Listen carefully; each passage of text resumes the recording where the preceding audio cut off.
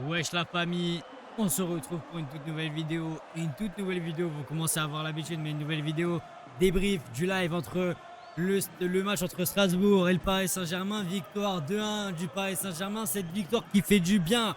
Mais avant qu'on commence, n'hésitez pas à liker et vous abonner, ça aide pour le référencement. Encore merci à tous ceux qui étaient sur le live, on a commenté ce match en live. On se retrouvera mardi pour Albacete, FC Barcelone, match à 21h, début à 19h45.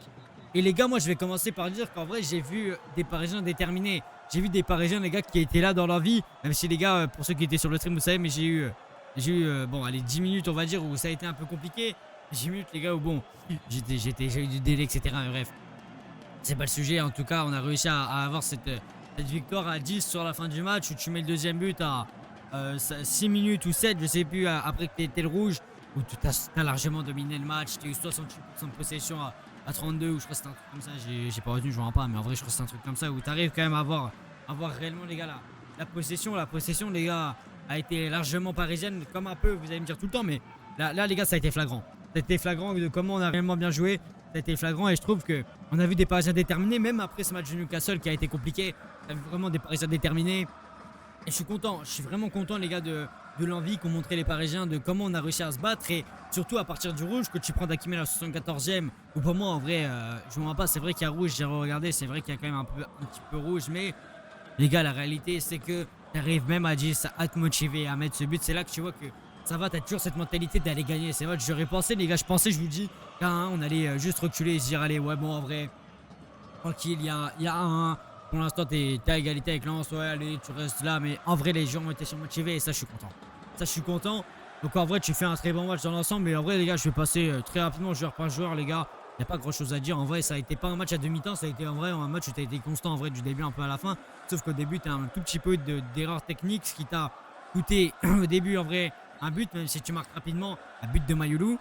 Mais tu te prends rapidement un but de Doué sur un contre. Mais en vrai, la première période n'est pas non plus déconnante. Sauf que bon, tu perds trop de ballons, mais en deuxième, tu arrives à régler ces problèmes. Alors ça, c'est déjà pour résumer un peu le match. Et si on doit passer aux notes, je vais commencer pour moi par le meilleur joueur. Et moi, les gars, je vais arrêter de dire que c'est le meilleur latéral du monde, les gars. Mais Nuno Mendes, les gars, qui fait au Paris Saint-Germain, je sais pas quand est-ce qu'on va ouvrir le livre, les gars. Les assists défensifs. Les gars, comment il arrive en défense. Les gars, comment il arrive à revenir, les gars. Comment il joue haut, les passes vers l'avant, le jeu vers l'arrière. Comment il aide ses coéquipiers. Les gars, il y a tout. Ce mec a tout. Je vais arrêter de dire qu'il est trop fort parce que tout le monde le sait. Ce mec est monstrueux et c'est le meilleur latéral gauche à l'heure actuelle. C'est le meilleur latéral gauche. Et je veux rien savoir, les gars. Et je veux rien savoir. Après, on va passer à William Pacho. William Pacho, ça a été très bon dans l'ensemble. William Pacho a été rassurant un peu plus que Marquinhos. Pour moi, Marquinhos, ça a été compliqué. Mais Pacho arrive quand même à te réussir. Voilà, il fait un match assez bon. Pacho te fait 88 passes tentées, 82 réussites. Donc en vrai, il arrive quand même à rapporter du danger. C'est quand même pas mal. Pacho, il a quand même réussi à te rapporter une sérénité défensive. Donc voilà, Pacho, ça a été bon. Après, il y a Savonov. Savonov te fait pas un match déconnant parce qu'il t'arrête à penalty. Et Savonov fait du bien. Et ça va pouvoir remettre peut-être Lucas Chevalier, les gars, sur de bons rails. Peut-être, les gars, il va peut-être se remettre en question. Chevalier, les gars, c'est 3 arrêts décisifs. Un seul but encaissé. Après, sur le but, en vrai, il peut pas faire grand-chose. Je suis désolé, mais voilà, en tout cas, je trouve que ça va pour Savonov. Donc ça fait du bien. Après, Marquinhos, les gars, ça a été un Marquinhos, j'ai trouvé un petit peu plus fébrile que d'habitude quand même, Marquinhos, parce que Marquinhos, ça a été compliqué au début. Marquinhos perdait beaucoup de ballons. Tu vois qu'il n'arrivait pas réellement à ressortir des fois quand ça pressait par Panicelli. Tu vois qu'il avait du mal. Tu vois que Marquinhos avait du mal. Il a essayé de faire ce qu'il pouvait. Après, Marquinhos, voilà, il a eu du mal. Ça peut arriver. Je vais pas tomber sur Marquinhos ce soir. Je trouve que ça peut arriver pour Marquinhos. Après, Hakimi, pour moi, c'est l'un des pires joueurs là sur aujourd'hui parce qu'il a tenté je ne sais pas combien de choses. Ok, mais les gars, il a perdu tellement de ballons. Il a perdu des ballons dangereux. Il a essayé d'aller vers l'avant, il a loupé. Les gars, il a perdu beaucoup de choses. Il a perdu énormément de choses à Achraf Hakimi. En plus, il prend un rouge, les gars, qui est bête parce que ça va le suspendre pour le match contre l'OM. Donc ça fait chier. Ça fait chier, les gars, que Hakimi soit suspendu. Ça fait chier. Après, les gars, le milieu de terrain, je peux mettre un peu déjà 2 joueurs hein, pour moi qui font à peu près le même match. C'est Zaïre Emery et Vitinha. Déjà, Warren, pour moi, fait un petit peu plus un meilleur match que Vitinha. Mais Warren a été grave rassurant. Moi, les gars, je vois un Warren combatif qui va au physique, qui essaye d'apporter du danger. Moi, les gars, je vois un Warren que j'aime. Tu vois, le Warren que j'aime, c'est pas non plus le Warren le plus flamboyant, mais c'est un Warren que j'aime. C'est un Warren, les gars, qui m'apporte de la sérénité. C'est un Warren qui fait plaisir. Voilà, un Warren qui fait plaisir. Et après, les gars, tu passes à Vitinha. Et Vitinha, ça a été toujours rassurant. Vitinha, au début, avait un tout petit peu trop avant le jeu, je trouvais. Mais Vitinha, toujours, ça a été Vitinha qui a encore dicté le tempo du match. Vitinha qui a réussi encore à créer des occasions. Vitinha, les gars, toujours aussi monstrueux hein, dans ce genre de match. Voilà, Vitinha, encore un très bon match ce soir. Neves, un petit peu moins vu, je trouve. Neves, on l'a un peu moins trouvé que d'habitude. Neves, ça a été un peu plus compliqué. Il était bien pris par les deux milieux de El Mohabe et Chilwell. Il a été bien pris. Mais en vrai, les gars, désolé, mais pour moi, les gars, Neves, c'est pas un match non plus siliconnant.